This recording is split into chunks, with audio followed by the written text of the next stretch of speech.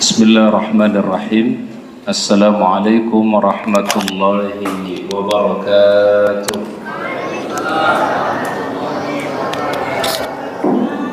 Alhamdulillahi rabbil alamin.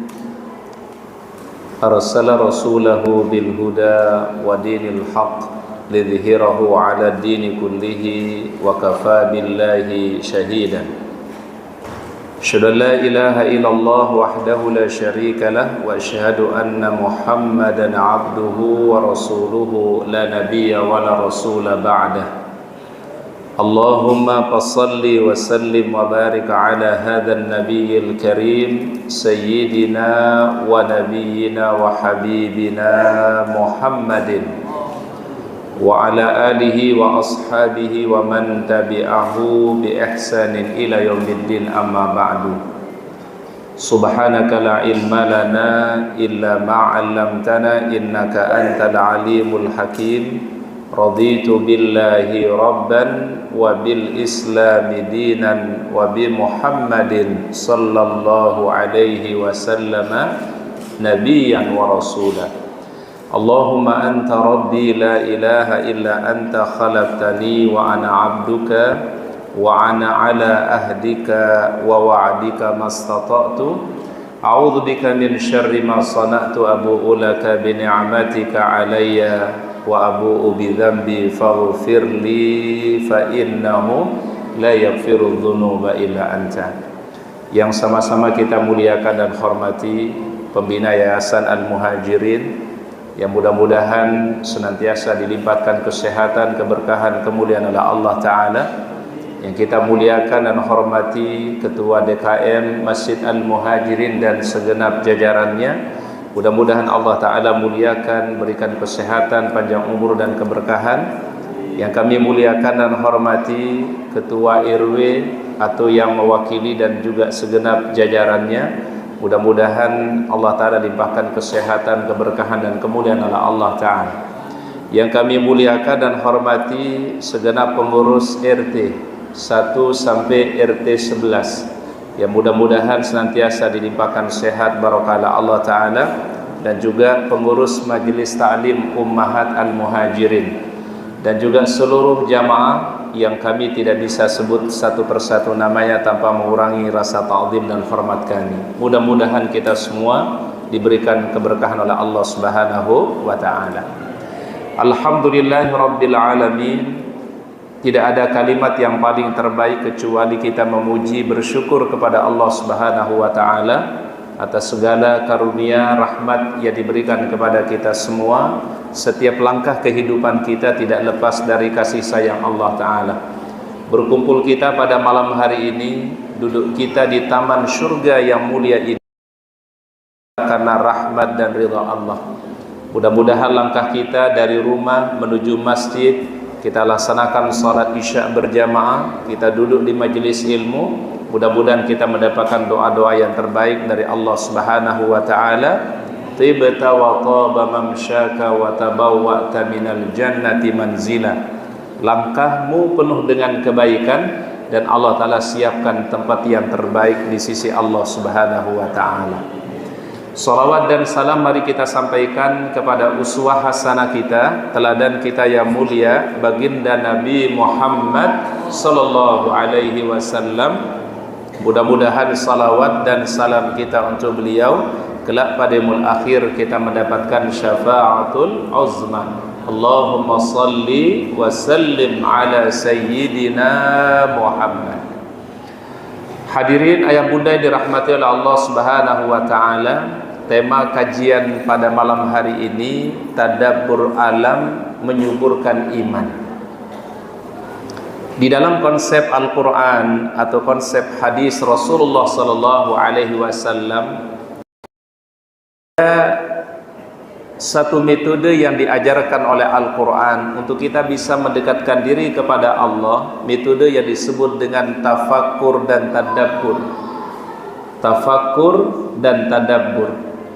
Oleh karenanya di Al-Quran banyak ayat yang Allah Ta'ala sebutkan, afala tatafakkarun, tidakkah kalian berfikir? Afala tubsirun, tidaklah kalian melihat? Alam tara kaifa fa'ala rabbuka bi ashabil fil. Jadi banyak sekali di dalam ayat Al-Quran Allah Ta'ala meminta kepada kita semua untuk menggunakan akal yang Allah Ta'ala berikan. Oleh karenanya Islam hadir menghubungkan antara ibadah dengan alam semesta. Jadi ibadah tidak hanya seputar salat, bukan hanya seputar zakat, seputar haji, umrah, tidak, tetapi adalah merenungi tanda-tanda kekuasaan Allah. Alam semesta ini pun juga bagian daripada ibadah. Bahkan ada hal yang menarik kata para ulama. Baginda Nabi SAW setiap kali beliau salat tahajud, salat malam, ada surah yang beliau selalu baca. Di antaranya adalah surah Ali Imran ayat 190 dan ayat 191. Mari kita buka ayat bunda. Al-Quran suratnya adalah Ali Imran ayat 190 dan ayat 191. Apa firman Allah Subhanahu wa taala? A'udzu billahi minasyaitonir rajim. Bismillahirrahmanirrahim. Inna fi khalqis samawati wal ard wa ikhtilafil laili wan nahar la ayatin li ulil albab.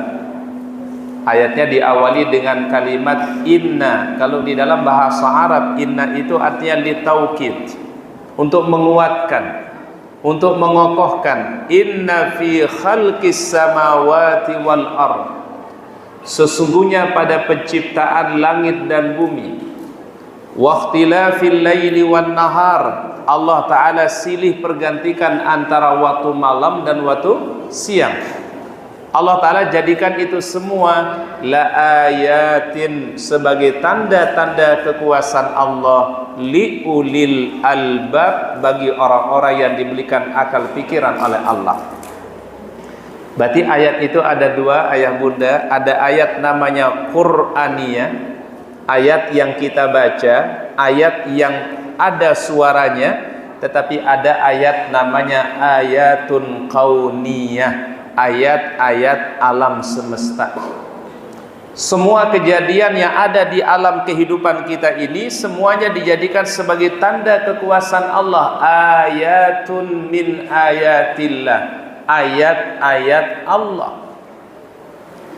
Ketika kita membangun rumah tangga, pernikahan itu disebut oleh Allah Ta'ala sebagai wa min ayatihi, di antara ayat-ayat tanda-tanda kekuasaan Allah.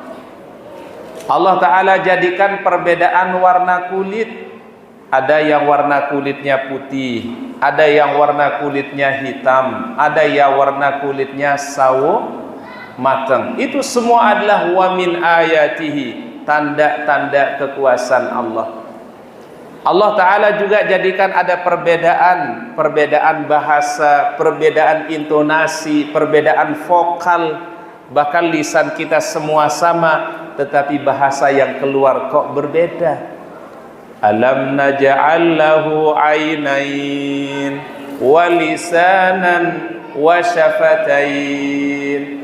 Bukankah kami menjadikan manusia memiliki dua mata, walisanan wa syafatain, dan kami jadikan manusia bagi mereka lisan dan juga kedua bibir mereka. Lisannya sama, lidahnya sama, tapi kok bahasanya beda. Betul ya Bapak Ibu ya?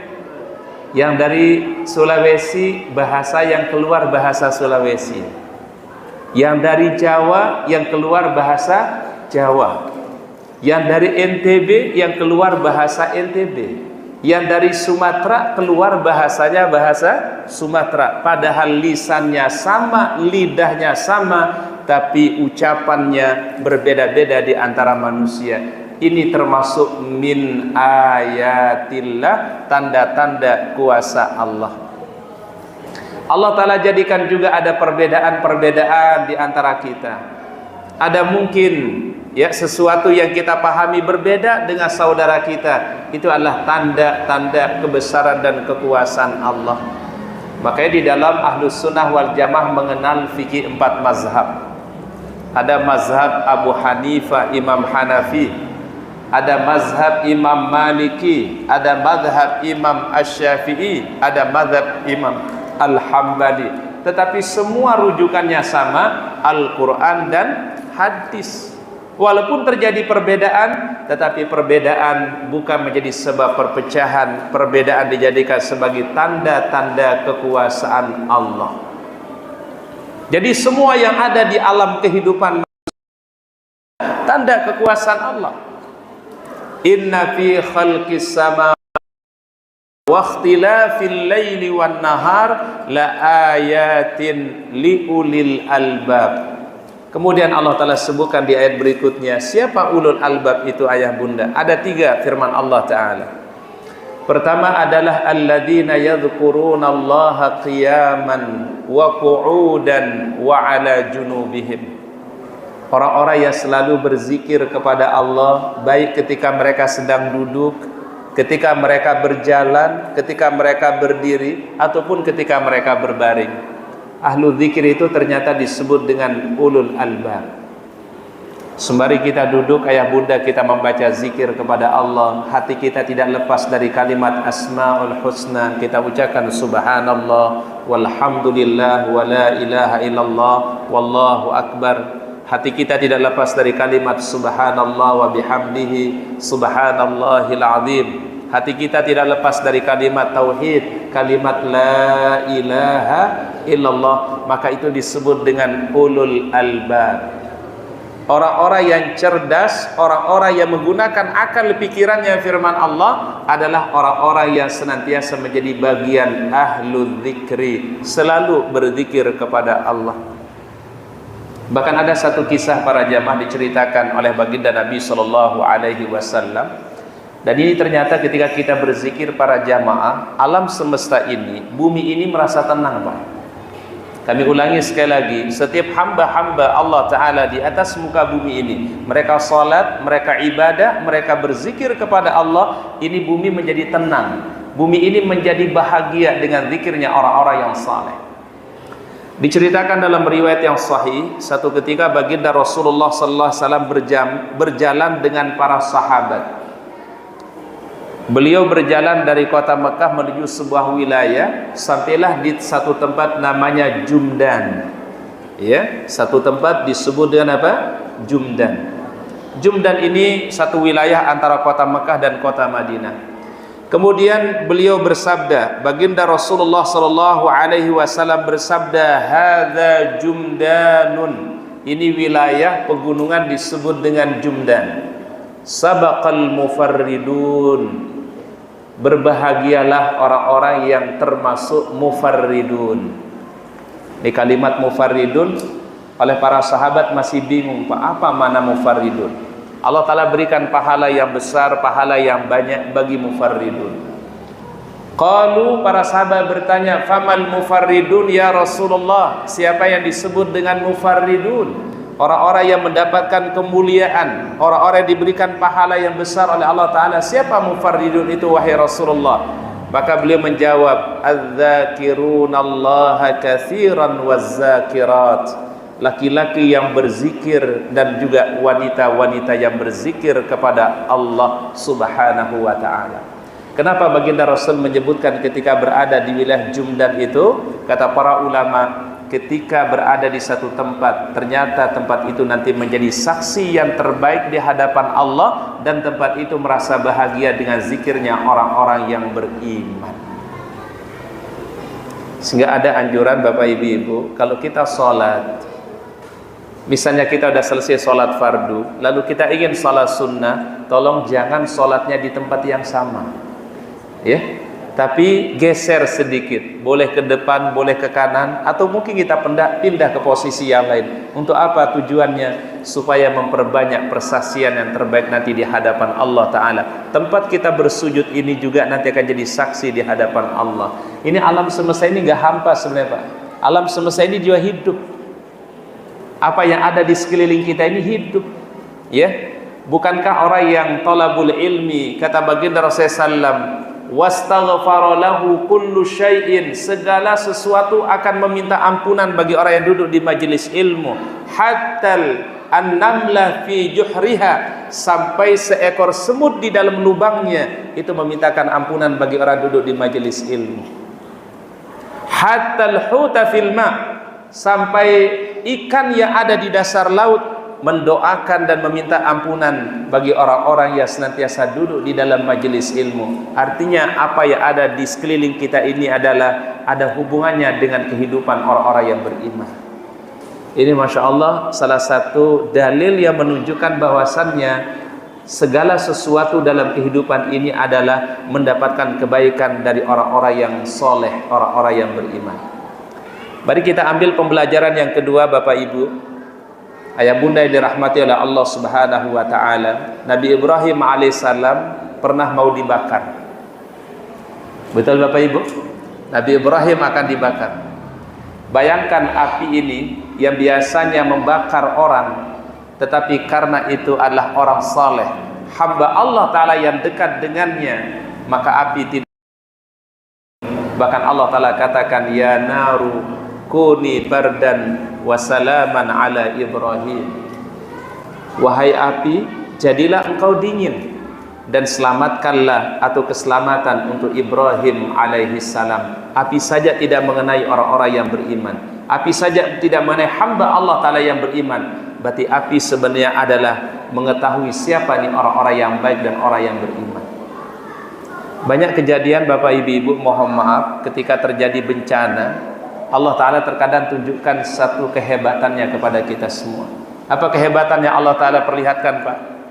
Ketika terjadi satu bencana besar, terkadang ada satu masjid masih bisa berdiri kokoh. Bangunan yang kiri kanannya hancur, tapi ini masjid berdiri kokoh luar biasa.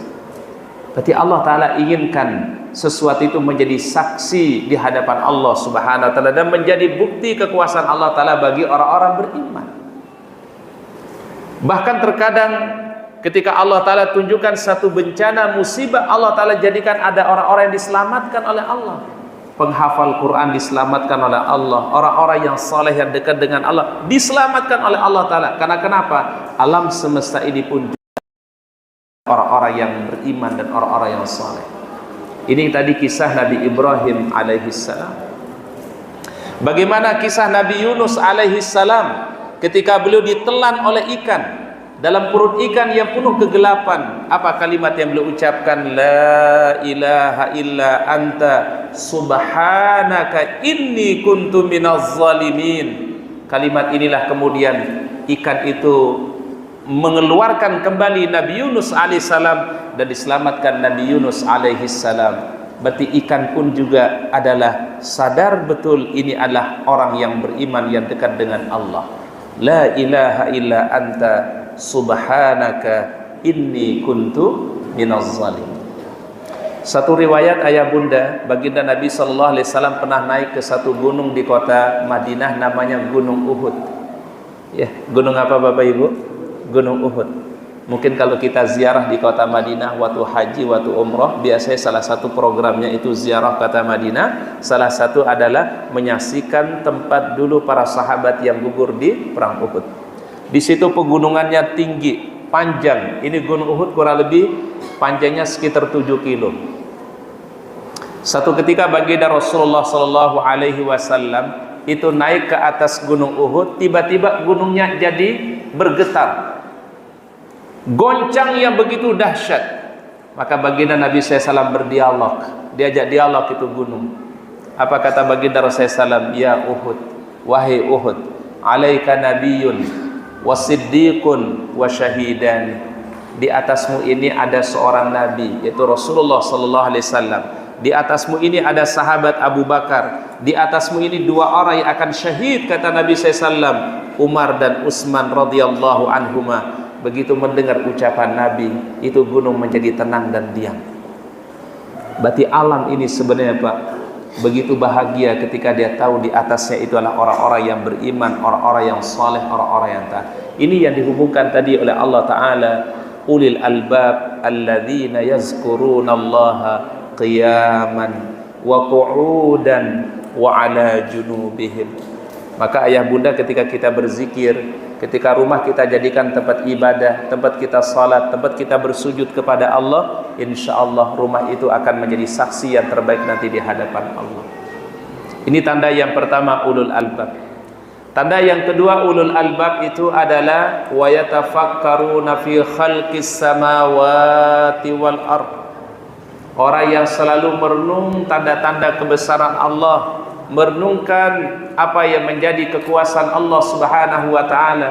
Ketika dia keluar, ketika dia berjalan di alam semesta ini, dalam kehidupan dunia ini, maka apa yang dia lihat dijadikan sebagai ibrah. Apa yang kita saksikan kita jadikan sebuah pembelajaran. Karena terkadang ilmu itu Pak tidak didapatkan hanya di majelis ilmu. Ilmu mungkin kita tidak dapatkan di dunia kampus, mungkin kita tidak mesti dapatkan di dunia universitas, tapi mungkin dalam kehidupan kita bisa mendapatkan hikmah-hikmah yang besar dari Allah Subhanahu wa taala. Terkadang obrolan ringan kita dengan sopir, ya, atau dengan teman kita, terkadang kalau orang yang menggunakan akal pikirannya, dia bisa mendapatkan hikmah-hikmah yang besar dari Allah. Ada satu pengalaman yang harus kita miliki para jamaah, atau kebiasaan yang bagus kata para ulama. Kalau kita berdialog dengan siapa saja, tolong kita ambil sisi kebaikan dari teman bicara kita, lawan bicara kita. Mungkin beliau punya pengalaman ibadah, mungkin beliau punya pengalaman hidup, dan pengalaman hidup yang disampaikan oleh teman kita, sahabat kita, jadikan sebuah pembelajaran, Pak. Ya, dan itu masya Allah akan menambah nanti keimanan kita, menambah semangat ibadah kita kepada Allah. Ternyata ada orang-orang yang Allah Ta'ala kasih kelebihan, ya. Makanya dulu di pesantren itu ada satu mahfuzat, Pak. Likulli syai'in maziyatun. Setiap orang pasti punya kelebihan, sehingga jangan pernah membeda-bedakan orang, Pak.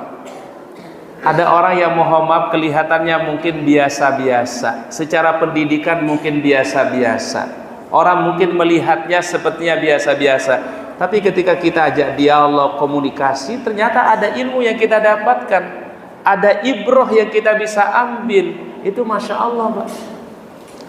Dan ilmu kan bisa datang dari mana saja, Pak. Ya. Jadi ilmu itu, Pak, bukan hanya yang datang dari seorang alim, bukan hanya datang dari seorang ulama. Mungkin dari orang awam mungkin kita bisa dapatkan ilmu.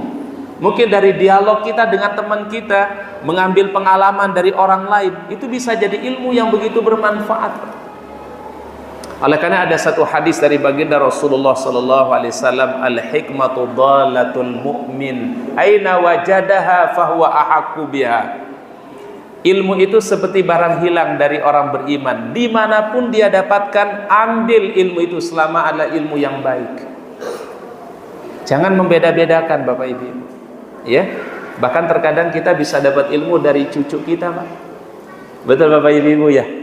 Ada mungkin amalan yang kita belum pernah amalin, ternyata cucu kita tahu ilmunya, Pak. Boleh nggak kita ambil ilmu dari cucu kita? Boleh nggak Bapak Ibu? Boleh.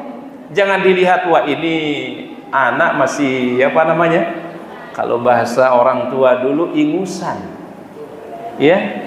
Kalimat ini mohon maaf tidak mengajarkan kita suatu hal yang mulia.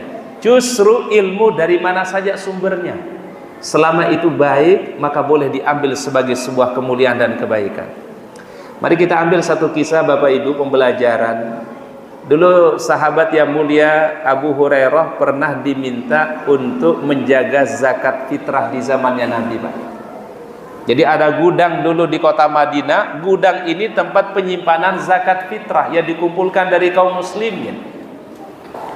Maka pada satu malam kedatangan pencuri, ya. Kemudian ditangkap ini pencuri oleh Abu Hurairah radhiyallahu anhu. Wahai si fulan, saya akan bawa Anda kepada baginda Rasul. Kata pencuri ini, tolong jangan bawa diriku kepada baginda Rasul, keluargaku butuh makanan. Dilepaskan oleh Abu Hurairah, Pak. Malam yang kedua, si pencuri yang sama datang lagi, Pak, ngambil zakat fitrah dari gudang yang dikumpulkan oleh Abu Hurairah radhiyallahu anhu yang diamanahkan oleh Nabi. Ditangkap oleh Abu Hurairah.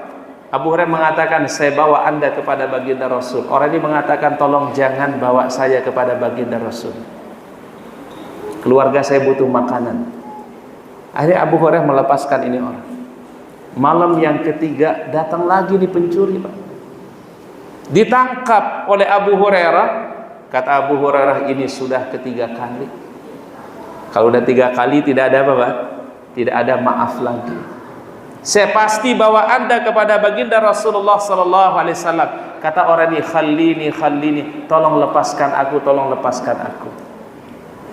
Kalau engkau lepaskan aku, kata orang ini, saya ajarkan satu ilmu.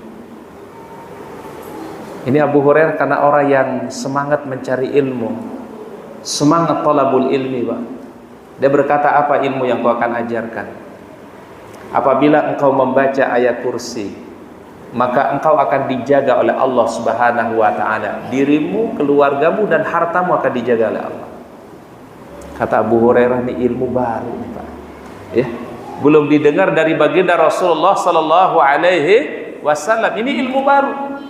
Ini orang dilepaskan oleh Abu Hurairah. Habis sholat subuh, Abu Hurairah bertemu dengan baginda Rasulullah sallallahu alaihi wasallam, menceritakan apa yang dialami, Pak. Ya Rasul, saya 3 malam ini nangkep pencuri.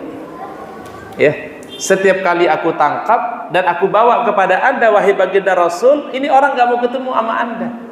Sampailah dia mengajarkan aku satu ilmu, dan aku kira ilmu ini ilmu yang luar biasa, wahai baginda Rasul. Apa kata Rasulullah SAW? Ilmu apa yang kau diajarkan? Kata Abu Hurairah, dia mengajarkan aku fadilah daripada ayat kursi. Siapa saja yang membacanya akan selalu dijaga oleh Allah Subhanahu wa ta'ala. Dirinya, keluarganya, hartanya, apa yang dimiliki akan dijaga oleh Allah ta'ala. Sehingga kalau kita menyimpan sesuatu barang berharga, disunahkan oleh Nabi SAW baca dulu ayat kursi. Mudah-mudahan dijaga, dilindungi oleh Allah Subhanahu wa ta'ala. Maka apa jawaban Nabi SAW? Innahu syaitan. Yang datang malam hari itu siapa? Syaitan. Sadaqaka wa huwa kadzubun. Ucapannya pada malam hari itu benar, sebenarnya orangnya biasa dusta. Tapi kalau malam hari itu benar ucapannya. Dan Abu Hurairah radhiyallahu anhu mengambil ilmu tadi. Artinya fadilah ayat kursi itu memiliki keutamaan. Artinya apa para jamaah? Bisa saja kebaikan mungkin datang dari orang yang mungkin lebih kurang ilmunya dari kita. Mungkin orang itu biasa-biasa, selama yang disampaikan sesuai dengan syariat, sesuai dengan Al-Quran dan hadis, kita boleh menerimanya. Makanya ada kalimat unzur ma qala wala tanzur man qala. Lihat apa yang diucapkan, lihat apa yang disampaikan, wala tanzur man qala. Jangan lihat siapa yang berbicara. Mungkin kita bisa dapat ilmu dari anak cucu kita, ya. Walaupun umur kita mungkin lebih senior dari mereka, tapi bisa saja kita mendapat kebaikan dari anak cucu kita. Ini disebut tadi wa yatafakkaruna fi khalqis samawati wal ardh. Inilah perlunya tafakkur. Merenungkan tanda-tanda kebesaran Allah, merenungkan tanda-tanda kekuasaan Allah Subhanahu wa taala. Maka ada ungkapan dari Umar bin Abdul Aziz mengatakan apa? Tafakkaru sa'atin khairun min qiyami lailatin. Mohon kita perhatikan kalimatnya, Pak. Kalau ada orang yang bertafakur, tadabbur alam, dia tafakur saja sebentar, walau sa'ah, kata beliau, khairun min qiyami lailatin, lebih baik daripada ibadah salat malam semalam suntuk. Masya Allah. Bukankah dengan kita tafakur tadabbur itu, Pak, semakin menambah keimanan kita kepada Allah, semakin yakin akan kekuasaan Allah, semakin kita tawaduk di hadapan Allah Subhanahu wa taala kalau orang tafakur. Oleh karenanya kita disuruh oleh Allah taala tafakkaru fi khalqi wala tafakkaru fi dzati. Ya, merenunglah pada segala ciptaan aku, firman Allah, di alam semesta ini semua kejadian peristiwa jadikan sebuah pembelajaran. Wala tafakkaru fi dzati, tapi jangan fikirkan zatku. Artinya adalah untuk sampai kepada hakikat Allah tidak ada yang akan menjangkau akal pikiran manusia. Betul Bapak Ibu? Kalau kita mau cari hakikat Allah Ta'ala susah, Pak. Makanya ayatnya jelas, lam yalid walam yulad walam yakul lahu kufuwan ahad. laisa kamitslihi syai'un wa huwas samiul basir. Allah Ta'ala tidak pernah sama dengan makhluknya. Ini kalau dalam ilmu akidah namanya tanzih. Kita jangan pernah samakan antara Allah dan makhluk. Jangan samakan antara Khalik dengan makhluk. Tidak pernah sama. Lam yakul lahu kufuwan ahad. Laisa kamitslihi syai'un. Berarti akal kita yang terbatas, Pak, untuk menjangkau hakikat Allah Subhanahu wa Ta'ala. Makanya kalau pada zat Allah itu jangan dipikirin, Pak. Ya bagaimana hakikat zatnya Allah mah jangan dipikirkan. Yang kita suruh pikirkan itu apa? Alam semesta ini supaya kita yakin akan ada di situ kekuasaan Allah Subhanahu wa Ta'ala yang maha besar. Dan ayat Al-Quran itu Bapak Ibu banyak konteksnya ayat-ayat alam, Pak. Contoh misalnya di dalam salah satu ayat Al-Quran yang Allah Ta'ala sebutkan di surat Ibrahim ayat 32 sampai 34. Ini saya kira cukup mewakili dari semua ayat-ayat yang ada di dalam Al-Quran. Allah Ta'ala firmankan di surat apa? Ibrahim surat yang ke-14 ayat 32 sampai ayat 34. Allahul ladzi khalaqas samawati wal ardh. Allah lah yang menciptakan langit dan bumi. Jadi cukup tanda kekuasaan Allah Ta'ala dengan adanya langit dan adanya bumi. Yang tentu ini tidak mungkin dibuat oleh orang yang yang kerdil, yang kecil, gak mungkin. Ini pasti yang mengaturnya adalah yang maha agung, yang maha besar. Allahul ladzi khalaqas samawati wal ardh wa anzala minas samaa'i ma'an. Kemudian Allah Ta'ala turunkan air dari langit. Apa maksudnya? Allah Ta'ala turunkan hujan. Itu tanda kekuasaan Allah yang kedua. Berarti setiap turun hujan, setiap Allah Ta'ala turunkan air dari langit, itu tanda kekuasaan Allah. Maka setiap ada tanda kekuasaan telah kita ucapkan Allahumma shayyiban nafi'an. Ya Allah, jadikanlah hujan ini jadi hujan yang penuh manfaat. Kita mungkin tahu ini rasakan beberapa bulan yang lalu, panas yang panjang, kemarau yang panjang, dan cuaca yang sangat ekstrim. Betul Bapak Ibu?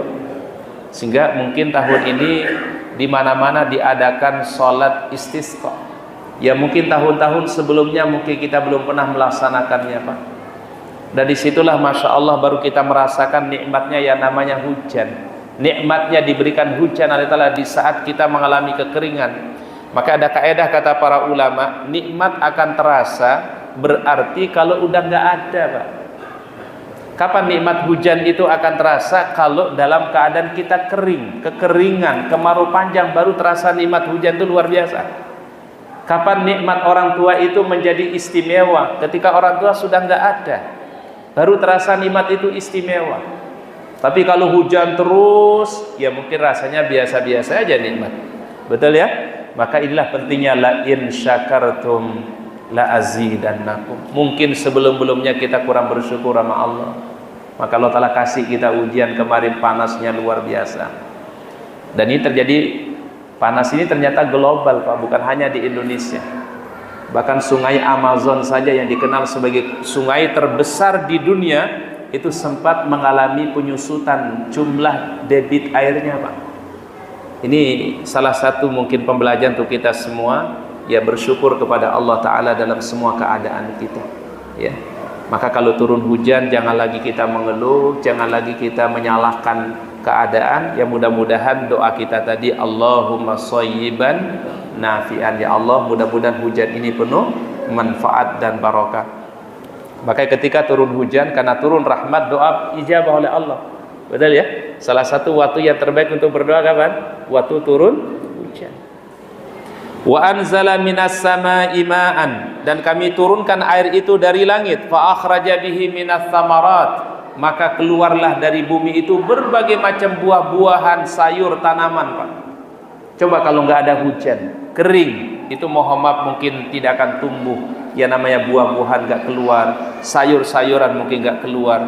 Tapi karena ada air itulah kemudian Allah Ta'ala tumbuhkan itu. Wa akhraja minas samarati rizqan lakum. Untuk siapa itu semua? Rizqan lakum, rizki untuk manusia. Jadi semua sebenarnya yang ada di alam semesta ini ditujukan untuk siapa? Kebaikan manusia. Jadi langit, bumi, hujan, itu semua rizqan lakum, menjadi rezeki untuk manusia. Kemudian wasakhara lakumul fulka litajriya fil bahri bi amrihi. Allah Ta'ala tundukkan kapal yang besar yang mengangkut manusia, mengangkut barang dari satu negara ke negara yang lain, satu wilayah ke wilayah yang lain. Ditundukkan kapal yang besar itu oleh Allah Subhanahu wa Ta'ala. Bayangkan kapal itu Pak membawa bertonton barang Pak. Untuk apa? Kemaslahatan manusia. Coba kalau tidak ditundukkan itu kapal Pak, Muhammad mungkin bisnis satu negara dengan negara yang lain, satu wilayah dengan wilayah mungkin terhenti Pak. Tapi Allah Ta'ala tundukkan itu semua. Untuk kepentingan siapa?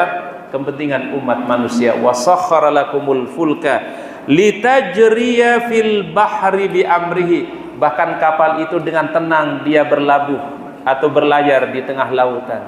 Ya Allah. Jadi ini ayat apa ini Pak? Ayat kauniyah, ayat alam semesta, ya. Wasakhara lakumul anhar. Bahkan Allah Ta'ala jadikan sungai-sungai untuk kalian semua, danau-danau Allah Ta'ala jadikan untuk manusia. Bahkan kita gunakan untuk bersuci. Ada air sumur, ada air danau, ada air laut. Itu tuh apa? Tahirun mutahhir, suci dan juga bisa digunakan untuk bersuci. Berarti kebaikannya untuk siapa Pak? Umat manusia, ya. Kemudian Allah Ta'ala lanjutkan ayatnya, wasakhara lakumus syamsa wal qamara daibain. Allah Ta'ala tundukkan matahari, tundukkan bumi, beredar di edarannya. Ini Allah Ta'ala tetapkan, wasakhara lakumul laila wan nahar. Allah Ta'ala jadikan ada waktu malam dan ada waktu apa? Siang. Kemudian Allah Ta'ala sebutkan, wa atakum min kulli ma sa'altumu wa in ta'uddu ni'matallahi la tuhsuha. Allah Ta'ala memberikan apa yang kalian minta, dan bahkan yang tidak pernah engkau minta Allah Ta'ala kasih. Mungkin yang kita minta di doa-doa kita mungkin terbatas Pak, tapi yang Allah Ta'ala kasih melebihi daripada apa yang kita masukkan dalam doa-doa kita. Wa in ta'uddu ni'matallahi la tuhsuha. Kalau engkau ingin menghitung nikmat Allah, kita semua menghitung nikmat Allah, la tuhsuha, tidak mampu kita untuk membalas dan menghitung nikmat Allah. Maka Rasul mengajarkan kita, ayah bunda, setiap selesai sholat jangan lupa membaca Allahumma inni ala dzikrika wa syukrika wa husni ibadatika. Ya Allah, tolonglah aku agar selalu berzikir kepadamu, mensyukuri nikmatmu, dan ibadah dengan sebaik-baiknya. Ini ciri yang kedua. Orang ulul albab itu adalah orang-orang yang tadabbur alam, bertafakkur kebesaran Allah Subhanahu wa Ta'ala. Yang ketiga, yang terakhir, ulul albab itu adalah dan orang-orang yang mengucapkan Rabbana ma khalaqta hadza batilan subhanaka faqina azabannar. Ya Allah, engkau jadikan semua di alam semesta ini tidak ada yang sia-sia. Tidak ada yang Allah Ta'ala sia-siakan dalam kejadiannya Pak. Semua pasti baik bagi umat manusia. Bahkan takdir manusia itu sifatnya baik. Kita sukai atau tidak sukai, itu pastilah yang terbaik di sisi Allah Subhanahu wa Ta'ala. Kemudian dia ucapkan, Subhanaka faqina azabannar. Maha suci engkau ya Allah, lindungi kami, selamatkan kami dari segala siksaanmu. Maka orang-orang yang ulul albab pertama adalah orang-orang yang menjadi ahlu zikir. Lisannya dipenuhi zikir kepada Allah, hatinya penuh zikir kepada Allah, perbuatannya adalah menunjukkan implementasi daripada zikir kepada Allah. Dia salat, itu zikir. Dia baca Quran, itu zikir. Dia sedekah, itu zikir. Semua kebaikan menjadi zikrullah. Yang kedua adalah orang-orang yang menjadi ahlu tafakkur, merenungkan kebesaran Allah, yang menghadirkan kekuasaannya, yang menghadirkan pengagungan kepada Allah Subhanahu wa Ta'ala. La haula wa la quwata illa billah. Kemudian yang terakhir, orang-orang yang mengucapkan Rabbana ma khalaqta hadza batilan subhanaka faqina azabannar. Tidak ada yang sia-sia di sisi Allah. Semua Allah Ta'ala ciptakan untuk kebaikan dan kemaslahatan kita semua. Mudah-mudahan insyaallah kita semua dijadikan orang-orang yang mempotensikan apa yang dimiliki oleh kita semua, pikiran kita untuk selalu menunjang ridha daripada Allah Subhanahu wa Ta'ala. Mudah-mudahan kita semua mendapatkan ilmu yang bermanfaat. Di malam hari ini kita berkumpul dalam kebaikan, bertemu karena Allah, berkumpul karena Allah, dan mudah-mudahan kelak kita dikumpulkan pun juga di dalam jannatul firdausnya. Amin, amin ya rabbal alamin. Mari kita tutup dengan doa bersama. Pertama kita doakan untuk para pendiri Masjid Al-Muhajirin yang masih hidup, kita doakan mudah-mudahan Allah Ta'ala sehatkan, panjangkan umurnya. Yang telah mendahului kita semua, mudah-mudahan Allah Ta'ala berikan ampunan, rahmatnya, dijadikan rawdah min riyadil jannah. Kita doakan untuk kedua orang tua kita yang masih hidup, mudah-mudahan Allah Ta'ala sehatkan, panjangkan umurnya, diberikan barokah oleh Allah. Dan mudah-mudahan yang mendahului kita semua, ya Allah Ta'ala ampuni, berikan rahmat. Kita doakan untuk orang-orang yang kita cintai, anak kita, pasangan kita, mudah-mudahan menjadi keluarga yang sakinah, mawaddah warahmah, dan mudah-mudahan kita semua disatukan hati kita, diberikan kekuatan iman dan Islam. Dan kita doakan untuk saudara kita di Palestina ya. Jadi Bapak Ibu, kami mengajak untuk terus melaksanakan kunut nazilah ya, supaya saudara-saudara kita diberikan kemenangan oleh Allah Subhanahu wa taala, dan mudah-mudahan terbebaskan Masjidil Aqsa dan kembali kepada pangkuan umat Islam insyaallah ya. A'udzubillahi minasyaitonir rajim. Bismillahirrahmanirrahim. Alhamdulillahi rabbil alamin. Hamdan na'imin, hamdan syakirin wa yukafi mazida. Ya Rabbana lakal hamdu kama yanbaghi li jalali wajhikal karim 'azimi sultanik. Allahumma shalli ala sayidina Muhammad wa ala sayidina Muhammad. Rabbana zalamna anfusana wa illam taghfir lana wa tarhamna lanakuna minal khasirin. La ilaha illa anta subhanaka inna kunna minaz zalimin. Allahumma la tada' lana dhanban illa ghafartah, wala hamman illa farajtah, wala maridan illa syafaitah, wala aiban illa satartah, wala dainan illa qadaitah, wala hajatan min hawaijid dunya wal akhirah illa qadaitaha wa yasartaha ya rabbal alamin.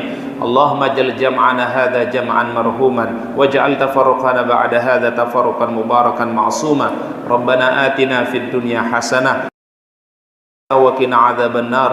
Subhana rabbika rabbil izzati amma yasifun, wa salamun alal mursalin, walhamdulillahi rabbil alamin. Kita sempurnakan doa kafaratul majlis. Subhanakallahumma bihamdika asyhadu an la ilaha illa anta astaghfiruka wa atubu ilaik. Afwan minkum. Assalamualaikum warahmatullahi